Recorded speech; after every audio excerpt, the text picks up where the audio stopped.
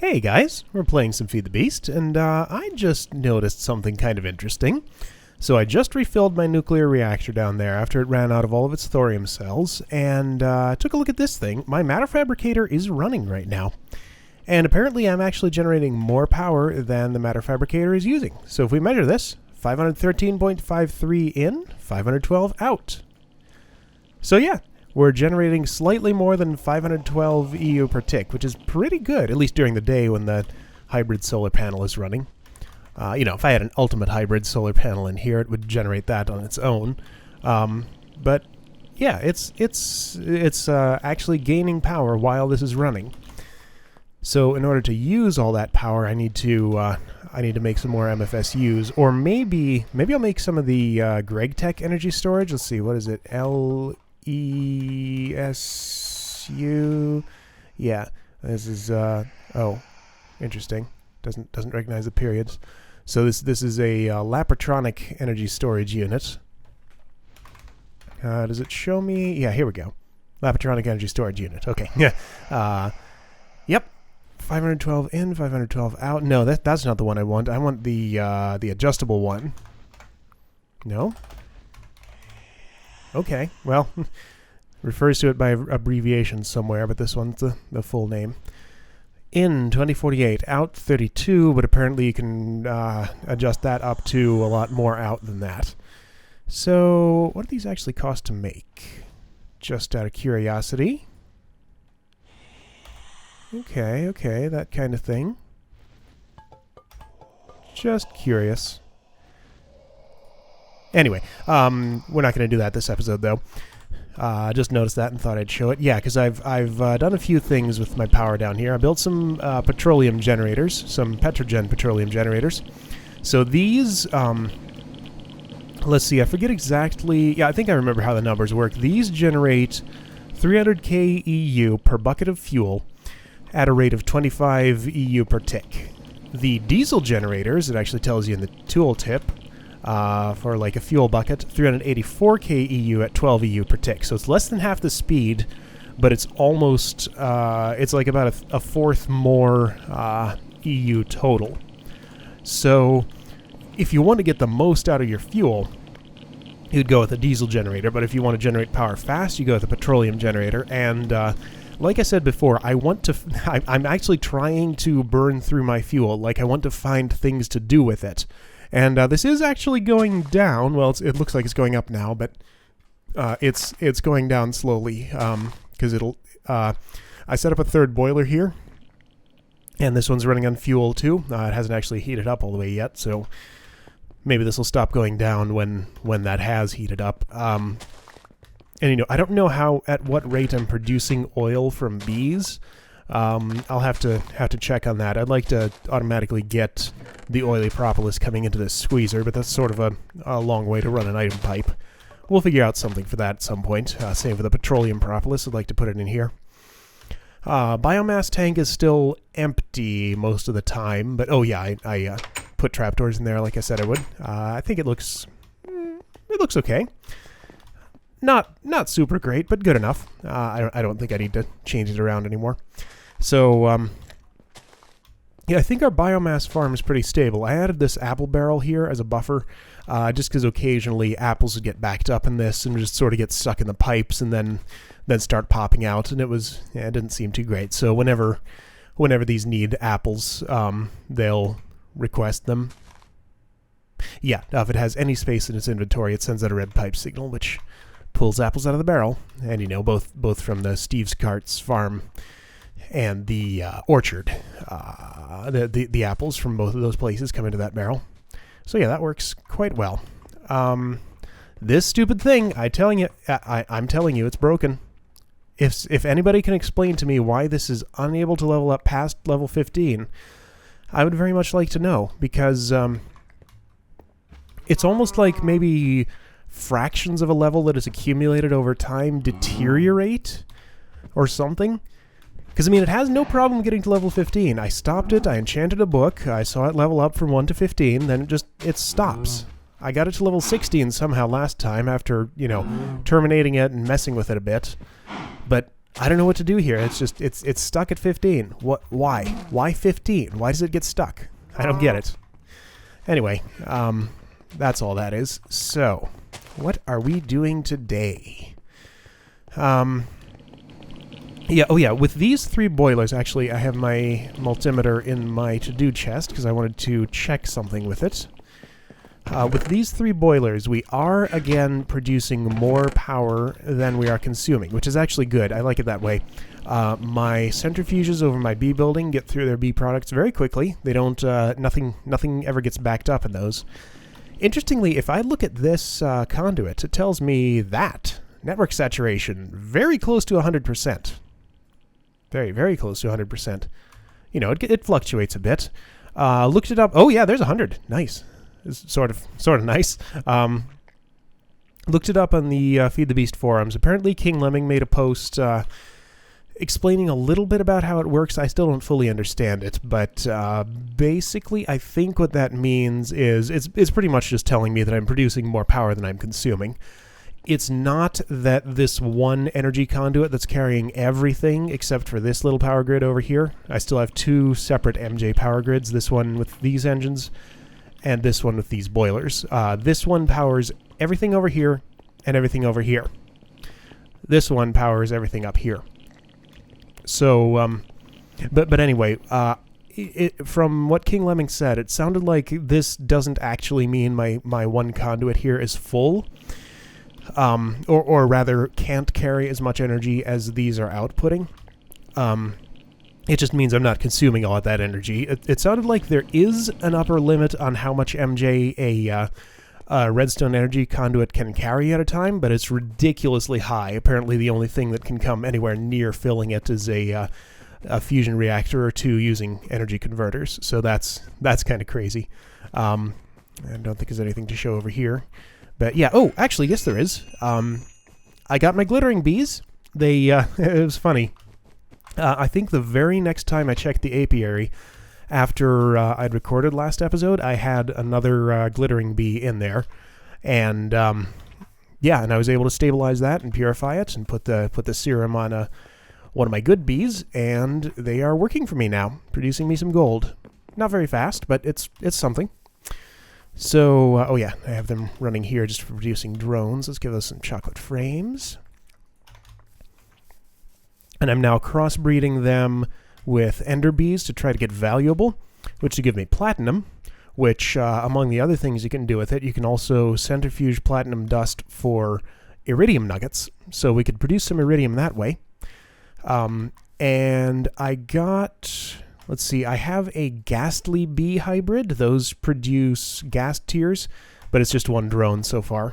So I got to breed creepy and skulking, which are 2 more that I worked on off camera. We'll look at the creepy bees at some point, because they have that creepers effect I was talking about, which apparently spawns creepers, but it's, I guess it's really rare because I stood near them. I didn't want to stand too close, but I stood near them for quite a while and didn't see a creeper spawn, so... There might be some conditions I'm missing there. But yeah, I'm also working on ruby because I want to be, I want ruby dust so I can get chrome dust. So that I can make more chrome because you need those highly advanced machine blocks for a bunch of stuff. But anyway, we're not going to actually be doing any beekeeping this episode. So what do we have? Ah, yes. I got a tip in the comments from last episode that my problem with crafting the saltpeter from these cells, where it actually consumes the cells, is actually solvable with a machine from GregTech. So this is an electric crafting table. Somebody tell Greg crafting table is 2 words. But yeah, it was pretty easy to build. I don't know why he gives you the option of using an electric crafting table to build an electric crafting table. That's kind of dumb. So you can use a crafting table, an auto crafting table, or the thing you're building. I wonder if this... That's the only use it has. So the only use an electric crafting table has is for building more electric crafting tables. That's dumb. Anyway, so I haven't tried this thing yet. Let's give it a shot. So it's 32 EU per packet. That's what we have over here. I'll just stick it here for the moment. We'll definitely move this. I just want to get familiar with it, see how it works, what it does. That is an ugly UI. Good grief. What do I need to do here? Do I put the... Oh, hello. What? Huh? Nope. Okay, that's not what you do. Maybe I need to put them in the middle. Oh, that... What? Huh? Okay. So that's its inventory. This is its recipe. Oh! Oh, there we go. Oh, okay. Still no tooltips here. Don't know what these do. I looked at the automatic canning machine on the GregTech wiki. It didn't say a word about it, what any of these are, so I still have no idea. Don't know any more about these. So, oh. Huh? Okay. What? Thanks for making your UI completely intuitive. Alright, so it was on that left arrow setting. Okay, but anyway, it made us some saltpeter dust and didn't consume our cells. So, great. So we can use that without having to use up tin in order to make saltpeter, as long as we have a steady supply of ender pearls, which actually we do not. I've been going to the end. I haven't done it in actually quite a long time because my ender pearl supply lasted a while. But when I needed them, I have been going to the end and killing some endermen. I was doing that a lot before I had all these explorer bees giving me experience, because that was how I was gaining levels for enchanting stuff. We did have ender bees running for a while. We don't have them running right now, but I had some of this pulsating propolis. They don't produce all that much, because you need 25 pulsating propolis to make one ender pearl. And yeah, it's just not a big, and ender bees are the fastest at producing them. I think doctoral bees also do. They make mysterious combs, which are how you get that pulsating propolis. So yeah, I have my pulsating meshes here turning into ender pearls, but it doesn't give me that many. Like, I used my entire stock of mysterious combs here, and that only gave me a little less than 5 stacks of these things. So, bees are not a stupendous way to produce ender pearls. They'll do it at a very slow rate.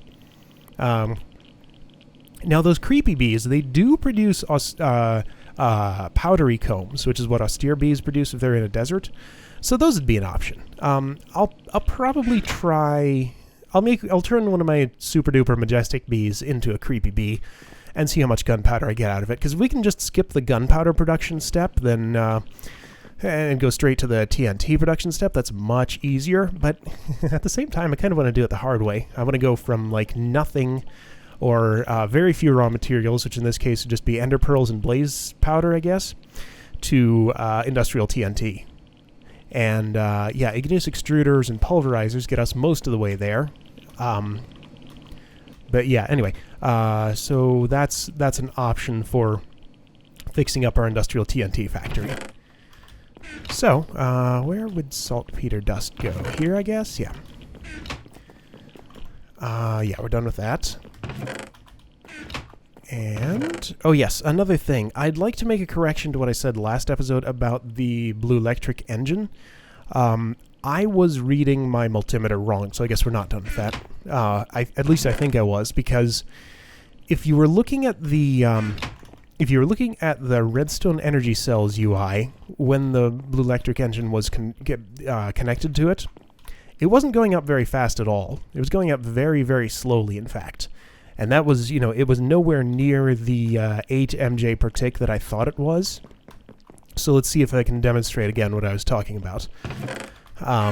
And someone told me to hook these up to a battery box, so I'm going to try that and see if it makes a difference.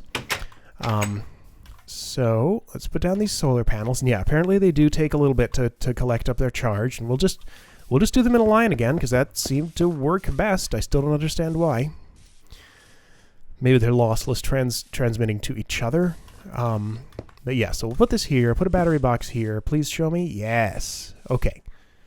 So hopefully we'll be able to see this thing getting charged. See, it goes up a bunch, then slows down, then it goes down. I don't get that. Why does it go down? Why doesn't it just go up? Oh, that changed color. Does that mean it can output power now or something? Goes up, now it's going to go down again. Or just stay, oh, now it's going up. So weird. This bluetricity stuff, I don't get it.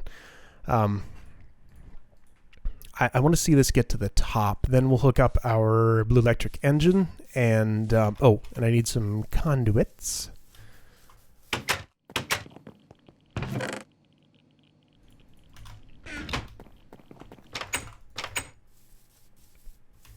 All right, so has that gotten to the top yet? No, but this is now going up. Interesting. Okay, that lit up. Huh. Interesting. I assume I could put BT batteries in here to charge them up. I'd like to see this get up higher. I guess it is going up slowly. So solar panels aren't that great. You need a lot of them. And interestingly, I actually don't have enough... Oh, hey, that changed. Don't have enough nickelite to really make as many as I feel like I would need. Why isn't this at the top? Is it just because there's not enough power input to it? Maybe? Anyway, so with that amount of charge, let's try... Oh, no, not like that. We need the other kind of cable. This kind. Could probably just stick the engine directly on it. But yeah, let's run this test again and see if I can show you what I was looking at. So we'll turn that guy on. And it starts up and is draining this. Now it's draining this. Oh! Oh, okay, I see. Sort of. Come on, come on. Yeah, so you can see how that's ticking up. Oh, that's actually going a lot faster than it was with the solar panels. So if we measure this with the multimeter, you see it says monitoring for 20 ticks, average distribution 8 ticks, 42. So so that's not that's not actually 42 MJ per tick. You know, it's multiply it by 8, divide it by 20, and you get your actual number. That's stopped because that's out of power. Huh. Okay, so if I would hook it directly to the solar panels, can I do this? Is that going to screw stuff up? I'll probably just bypass the battery box. Okay. Yeah, so see, 3 ticks. So 3 ticks out of those 20, it got 5.8 MJ on average over those 3. But if you actually average that over 20, it's a lot less than 5. So so yeah, nowhere near the output of an industrial steam engine like I thought it was. This thing's actually very, very weak. So I don't think there's much use for it unless I somehow have a whole lot of bluetricity. Maybe windmills would be better. I think they generate more power than solar panels, but anyway, I don't think we'll actually use this for anything. It's awkward and kind of underpowered if I'm reading this right. But maybe I'm still getting it wrong. But anyway, just wanted to update you on that a little bit. But we know how they work now, so we know that they're not particularly good and not to use them. Yep. All right, so our to-do list is pretty short because I pretty much just wanted to work on the wither skeleton farm for the last half of this episode and just talk about some stuff. So I'm going to get my stuff together and we'll head over to that place in the nether with a few fire resist potions. I wish I had more. I'm going to brew a few more. And yeah, I'll see you there and we will have a conversation about some stuff. Oh man, look at this guy. I wonder if we can get him with our sword. Yeah. It's stuck up there. You give me any gas tiers? Yeah, you did. A whole bunch. 3. Awesome. Alright, I had to go back and lay down some navigational aids because I could not for the life of me remember how to get to the tunnel that takes me where I need to be. So I just went to the coordinates, then worked backward and put these signs all over the place. So that should help. But anyway, while we walk, let's go ahead and start talking. So the topic okay, this way. The topic I had for you today is home ownership. So, I am guessing that most of my viewers are probably younger than me. I know not all of them are, but yeah. So for the record, I'm 29. So, maybe some of you are older, but yeah. I feel like I'm probably one of the older people in general playing Minecraft. I know most of the members of the Minecraft server are my age, but a lot of the other people I see online are quite a bit younger. Anyway, So yeah, if you're not of the age where you would be thinking about buying a house, then maybe this will give you sort of a preview of what kind of stuff you can expect once you do get around to that, assuming you want to at some point in your life. So, I have been living in the house that I'm in now for, what's it been, 7 years now? I think that's right. So yeah, I bought it when I was relatively young. I was 22 at the time. And, yeah, I was lucky enough to have come into a decent amount of money to have been able to do that. Make a good down payment so I get a good deal on the loan. Let's see. Okay, yeah, I can see it from here. Good. So I just want to get up there. Is there a good way up to that? Not really. So let's see where to start on this. Oh, you fell off, dumbass. Oh man, there's a bunch of these guys around. Hang on, I'm gonna kill all these guys that I see and see if I can get their heads, because I need 6 of their heads, because I need 2 nether stars to get started with what I want to do. Because in order to set up the crystal core, you need a wand of the thaumaturge, because it takes 300 vis to do it. So you can't do it with a wand of the adept, because it only holds 250. And you need a nether star for the crystal core itself. And that's what we've been trying to do this whole time. These guys, these are dangerous. But anyway, right, like I was saying. So yeah, let's just start at the beginning. So I was 22 at the time, and had been moving around a whole lot during the last 5 years of my life. Before that, I had moved on average once a year, and I was kind of... Oh, this is a blaze spawner. I probably shouldn't be hanging around here, but I do need blaze rods, so I'm just going to kill these guys that I see. Alright, let's get to where we're trying to go. So yeah, I was kind of tired of having to move around like that, and I've gone the wrong way. I want to go this way? Yeah. And yeah, so I thought it was about time that I bought a house for myself. So I talked to my bank, and they said that I did not have... I didn't have the credit to be able to do it, so I needed to basically prove to them that I was credit worthy by having some sort of having a decent credit score, which means I had to have some sort of debt that I paid back well before they would trust me with a larger loan on a house. So their suggestion was to get a credit card, which I actually didn't have at the time. I was just using a check card for any online purchases I needed to do. This is what I do to get rid of lava. Apparently they're fixing the way it flows in Minecraft 1.6. That'll be nice. So it'll actually just dissipate properly. But I just make a little checkerboard pattern there. And you can mine these out, and those blocks will stay around for a while. It's so weird. But it gets rid of most of the ones if you checkerboard it. So yeah, I got a credit card and used it for a few months. There's apparently a bunch of different schools of thought on how to use a credit card. My approach was to just use it to buy stuff and pay it off completely every month. Some people say it's better to carry a balance, but my approach worked fine. I never carried a balance on it, still have not to this day. Pay it off completely every month. That sort of helps keep me from spending money I don't have, which is a habit I really would not like to get into. Where is this thing I'm trying to find? Is it up there? There's like one inaccessible bridge that I'm just going to have to pillar up to or something. Is it over here? There it is.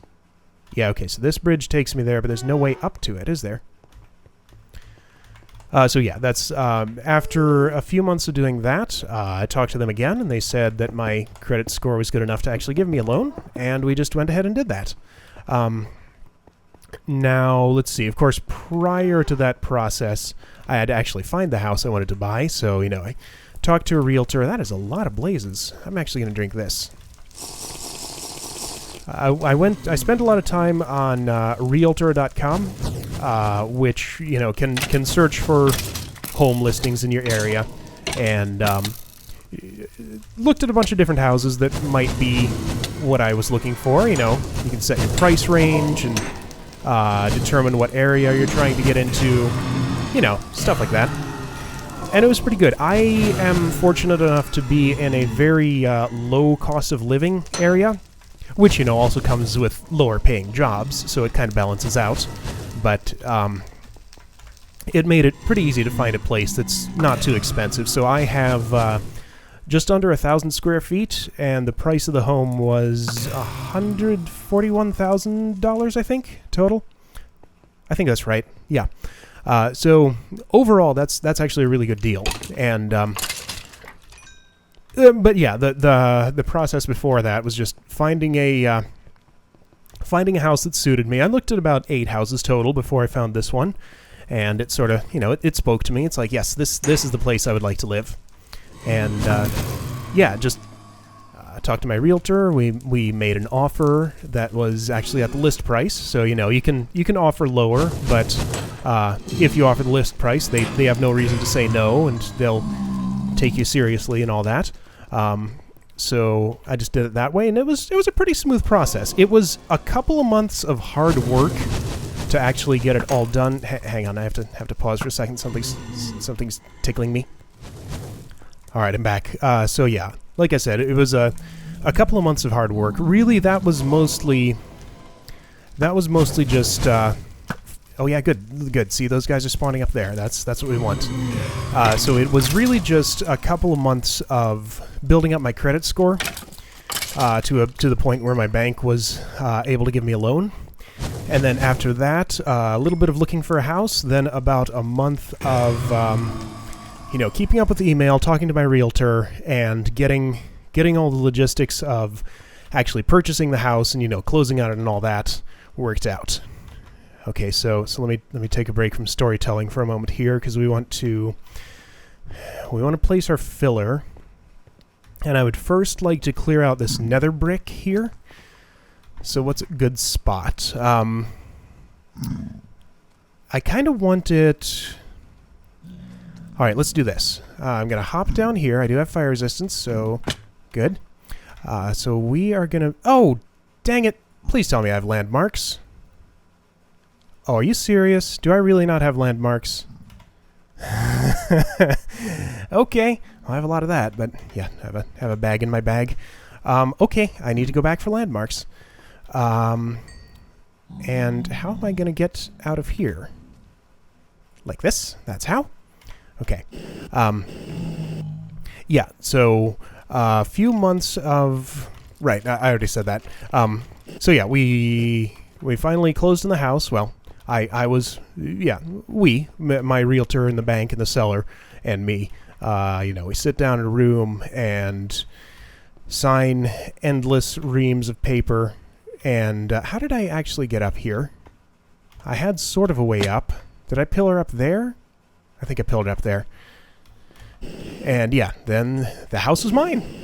So that was a really amazing feeling when I the first time after we did the closing, I went to the house, and you know, I can just step into it, and the entire building it's mine. I can do whatever I want with it. It's not a, you know, I don't have to wait on anything else. It's just it's my place. It's not something that I can really describe if you haven't experienced it for yourself, but it's pretty special.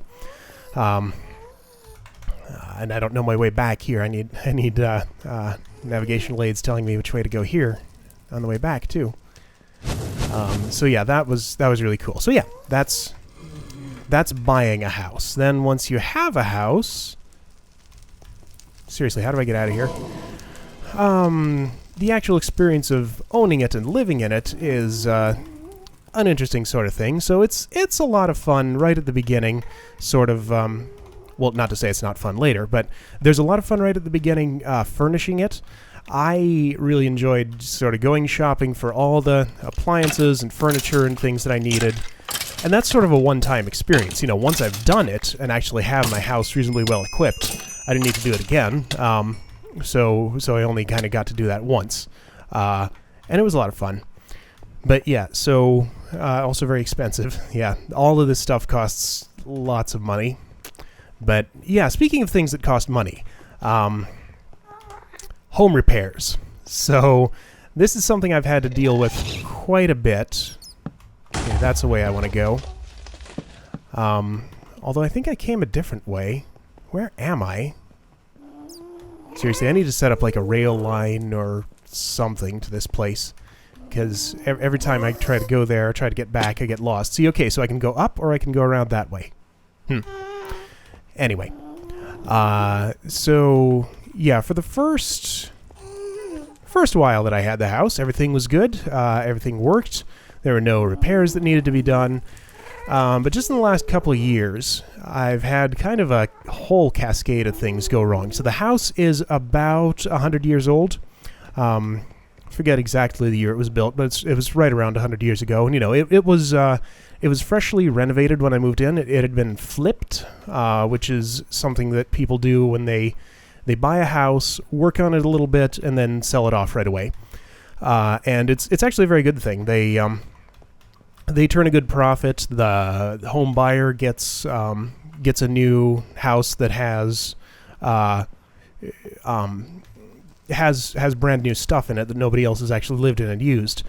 Which, well, it's good and bad. It means it's new, but it also means it's untested. So there are occasional little problems you'll find with the way stuff was installed that they just didn't notice because they didn't actually live in the place after having fitted it with new stuff. So I ended up having to deal with a few of those. Let's see, what was the first problem I had? Trying to remember. Let me think for a little bit here, and I'll come up with something to say in a moment. Okay. Not only did I not have landmarks, I didn't have the filler itself. Somehow I didn't look in the one place where I was sure to find it. Whoops! Only need 9 glass. Okay, so that's a little better. Yeah. Still haven't remembered what I was going to say, but I'll be back in a moment. All right, so I was thinking about it, and I guess the first real problem I had didn't come until I'd been in the house for about 4 years. 4, 5 years, something around there. So I had a problem with my plumbing, and it had actually been like that for quite a while. I hadn't. It sort of. So it was an underground leak. Almost said underwater leak. That wouldn't make sense. Although I'm sure it was underwater because a whole lot of water was leaking out. So the way I got alerted to this was by increasingly high water bills, and eventually the water company actually noticed and left a note on my door saying, "You have running water." You know, I wasn't at home at the time, but there's water flowing through your meter. Check for your appliances for leaks. So, you know, I look at my shower and sinks and all the other stuff that uses water, and there just wasn't much of anything going on there. So I was kind of baffled, talked to them a bit, and they recommended I call a plumber. So I ended up doing this and, doing that. And, this was all sort of a new experience for me. I hadn't really had anyone out to the house working on it before. So did that sign just lead me the wrong way? Or did I miss one? Wasn't that... Oh, I followed it wrong. I went left when it said right. Need to make that more distinct somehow. Put a torch in front of it. That'll help. Oh, hey, I'll put a torch on the side of it that it tells me to go to. That'll definitely help. So, this was a place where I could go up or left. I'll go left. So I had the plumbers out. So I had to figure out who I wanted to work on my house, because it's not just like, need a plumber, call this one person. You look in the phone book, there's like 7, 10 more different plumbing companies to choose from, and you don't know which ones are good and which ones aren't. Fortunately, the one I went with was a good one. I talked to one of my coworkers at the time for recommendations, and he gave me a good one. And yeah, we'll have some, I'll talk about some less good experiences with people working on the house in a bit. But yeah, so this was a good one. These guys were, no, this way, yeah. These guys came out and they inspected the place, dug a big hole in my yard, and yeah, they determined that yes, it was an underground leak. Everything needed to be replaced. So, they... redid everything, and it ended up costing me quite a lot of money. It was like $5,000, $4,000, somewhere around there. About $5,000, I think, all told. So, that was a pricey one. But yeah, when I got my next water bill, it was like ridiculously lower than the previous ones. A huge amount of water had been leaking out through this thing. So that was a good thing to get taken care of. It just cost a lot because, you know, they had to dig a huge hole in my yard, tear up all the pipes, including both the water line and the sewer, and completely replace both of them. So that was quite pricey. And, you know, everything was good for another year or two. Then, one year I started noticing right when it was warming up, so, you know, in the spring, I noticed that in my kitchen there were a bunch of little insect-looking things all over the floor, and they were kind of swarming in quite a lot. Like a concerning number of them. And I had seen these guys around in previous years and didn't really know what to make of them. There weren't quite so many. But eventually I figured out that they are actually termites. And termites are a very bad thing to have in your house. They will eat away the wood in it. And I do not have fire resistance. That was a risky move. And, you know, do all sorts of terrible things to it. So you don't want them around. So, yeah, I had to call an exterminator for them. Let's see. Yeah, we're going to do it this way. And that wasn't too bad on its own, but they figured out where they were coming from. Let's just put this on and make it a little easier. And there was a place where the gutters on my house were leaking, dripping water down on a part of it, which is sort of creating a moist environment that was kind of ideal for them to live in. So they recommended I get that fixed. And this was actually something that my home inspector had said way back when he was first inspecting the home, because, you know, this is a thing that normally happens if you're buying a home through a realtor. To have a home inspector come out, probably actually just if you're buying a house at all, it's a good idea. The home inspector comes out, takes a look at all of the looks over the house, makes sure it's livable and there aren't any structural problems or hidden things you hadn't seen that were wrong with it. And this was something that was in their report. They recommended that I replace my gutters. So, you know, that was a good 6 years before, about 6 years before this problem actually came up. So I was being a slacker on actually addressing it. Let's watch this. Take that, skeleton. Oh, another one hit him. Oh, no, it's the same one. Never mind. Yeah. I was kind of hoping he'd go after the other skeletons, too, but I guess the only other one was a wither skeleton. Anyway, so, yeah, I should not have ignored that, and it kind of ended up... Now, hang on, where did I put this landmark? It was, yeah, I remember. Yeah. Oh, I'm wearing a jetpack. I can just do this. I think this is right. No, it isn't. Is that too far? I'll bet that's too far. What? How far is that? So this is at 86x. Please don't blow up my landmark. I'm going to take it with me. Let me, if you apply a redstone signal to these, they'll show you how far they can go, I think. Let's try that. Yeah, that's good. Okay, so show me the extent. Well, it looks like it reaches. Maybe that's the wrong one to click, and I have to... Well, now, hang on. Does that just go infinitely? No, it goes out to there. Okay. Just have to click the other one. So yeah, this is something my home inspector told me about way back when I bought the house, and I should have had it taken care of earlier, but yeah, I didn't. And yeah, so yeah, that termite inspection, and, you know, they took care of it, but that sort of chained on to another thing. Had to take care of the gutters in the house. Oh, that was scary. Oops. Okay, I didn't lose it at least. Good. Okay. Oh, I will probably lose some of those when I place this, though.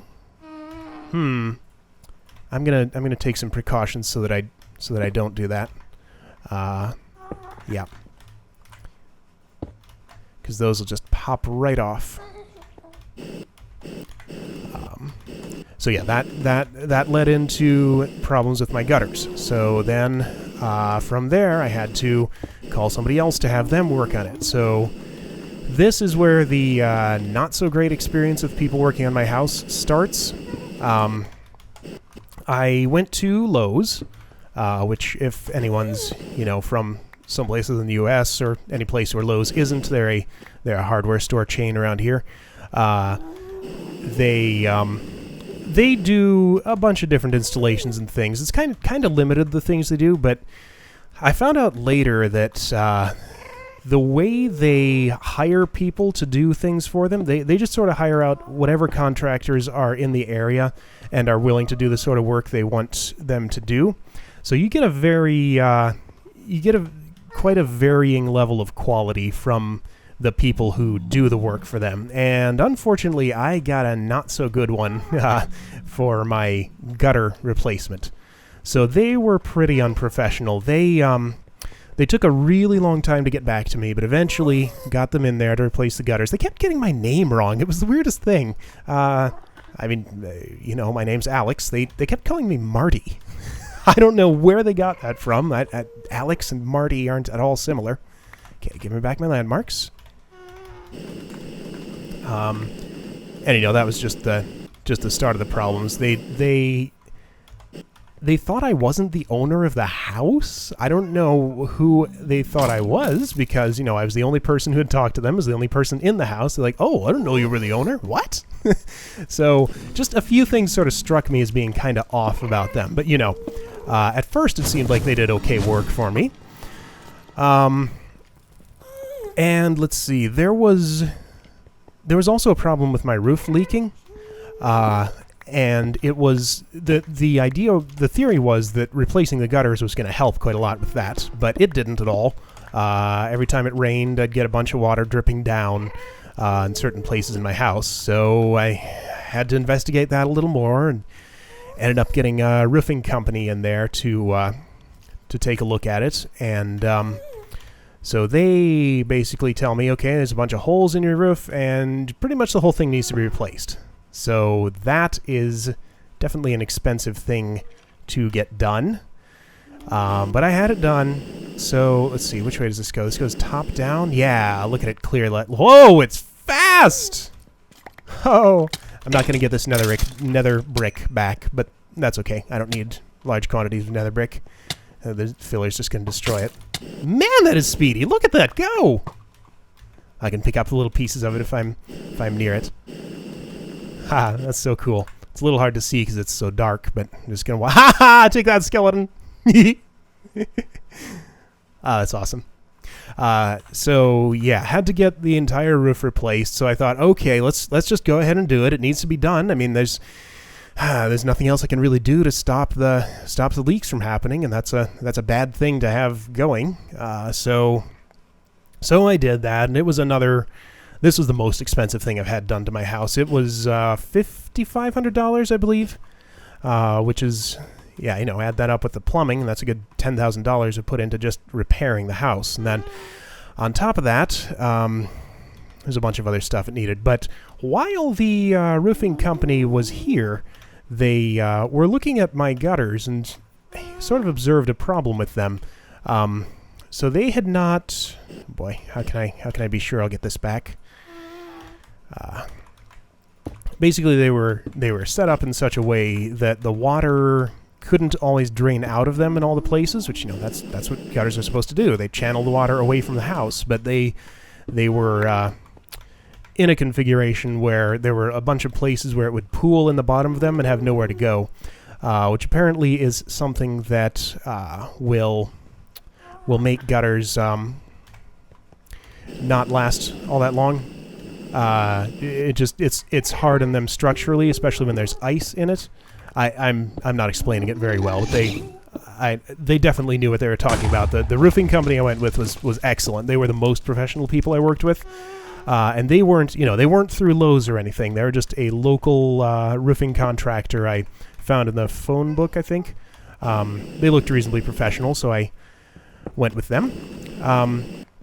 And yeah, they turned out to be an excellent choice. So I trusted them for finding this problem. And so my Lowe's gives me a 1-year warranty on my gutters.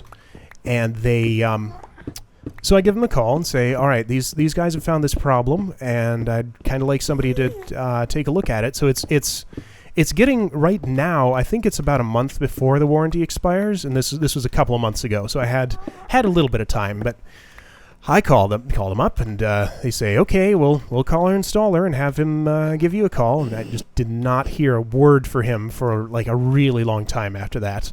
And Lowe's actually called me back. Lowe's themselves are pretty good. It's just the contractors they work with aren't so great. They have a good sales team, but not such a good installation team.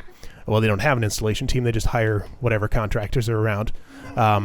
So let's see. What am I going to do here? I want to fill this in. Oh, I did that wrong. How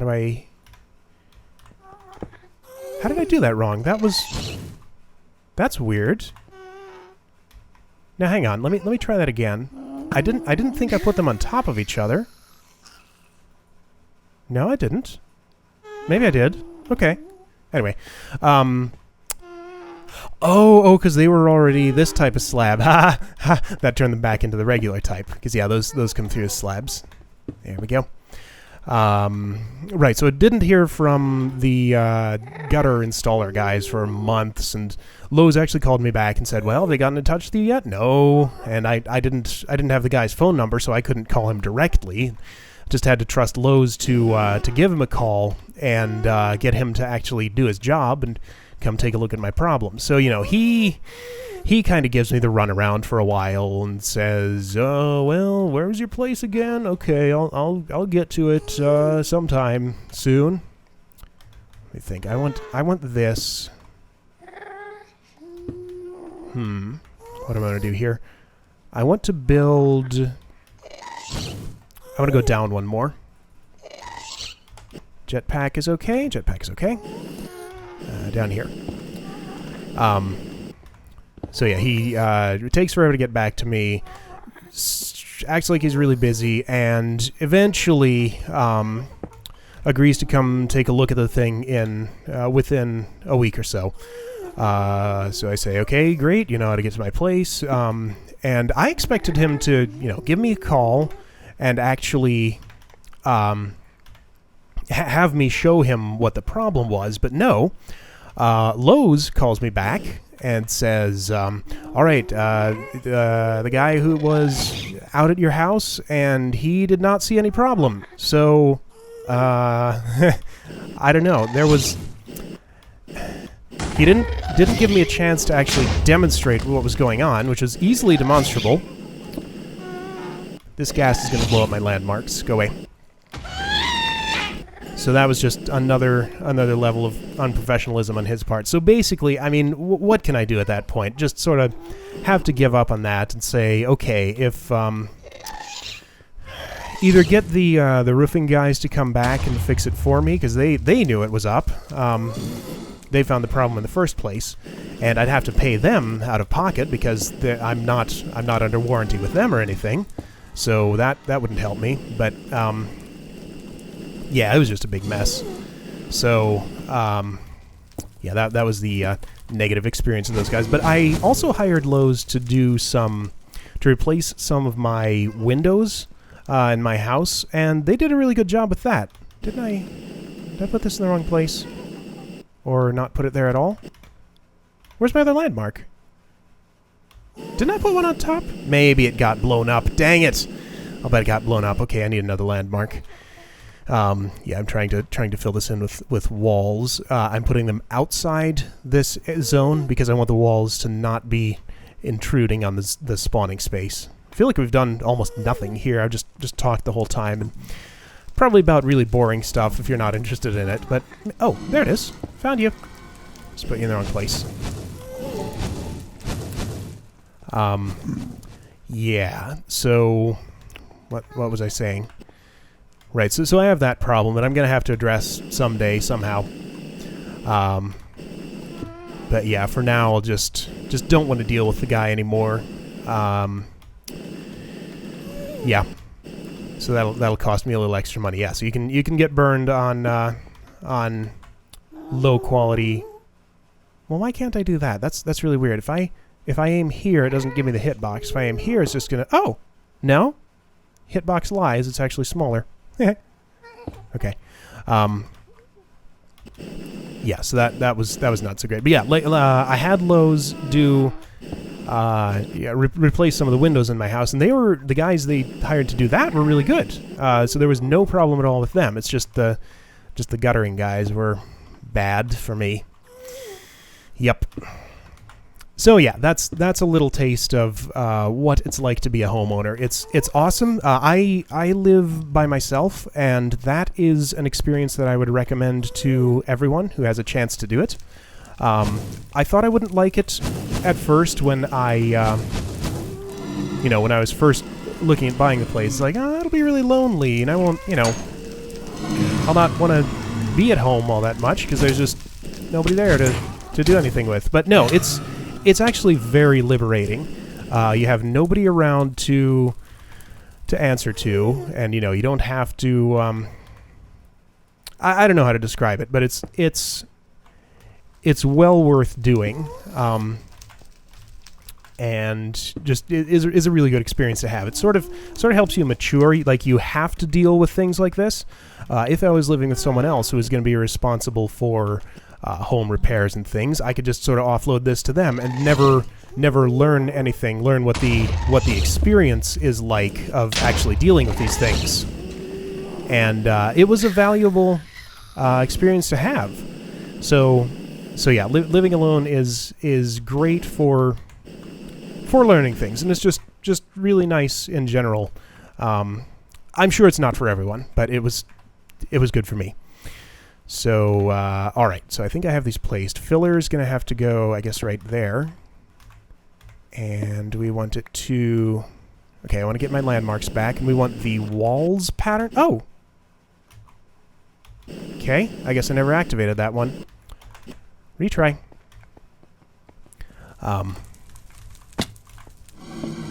Yeah. So yeah, you learn a lot of stuff living alone. It's good. So that's about all I had to say about that. It wasn't really a story with a good beginning and end or anything. I'm still living in the house, so it's ongoing. Just wanted to talk a little bit about my experience with that for anyone who hadn't had the experience or had it and was interested to hear my perspective on it. I have to tell you one of these episodes about my... Why can't I click you? Why can't I click you? I should be able to... Are you fake? Is it because the filler's there? Yeah, it changed orientation. What's going... There we go. Okay. That's really weird. Go away. I don't want to deal with you. Yeah, one of these episodes I'm going to have to tell you about the big dispute I once had with the IRS. So, another one of these things you're just not going to end up dealing with if you're younger, usually. But it's actually kind of interesting. So I'll tell that story one of these days. Yeah, it was kind of unfortunate. That was happening at the same time as a lot of this home repair stuff. So there was sort of a year where the entire year I was just dealing with home repairs and IRS disputes. So that was all I was doing, and it kind of sucked. But yeah, I want to get this to fill in the walls, and we'll see a little bit better what space we have to work with. Okay, I have all 4 of my landmarks back. And then we'll call it an episode. So I'll put, let's put the pattern in first. Is it like, my bricks? I know I have bricks. I think they're in here. Yeah. I think it's like this. Yeah, okay. So that's walls. Good. And then I need to give it some materials to fill with. My inventory is pretty full. Let's just do this for now. And yeah, here's some of this. The rest is in here. Okay, here you go. And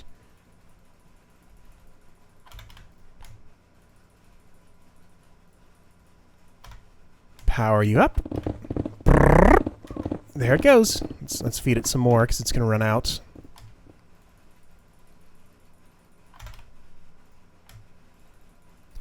I think I need to set up a much larger stone production facility because this is just not going to do it for this entire build.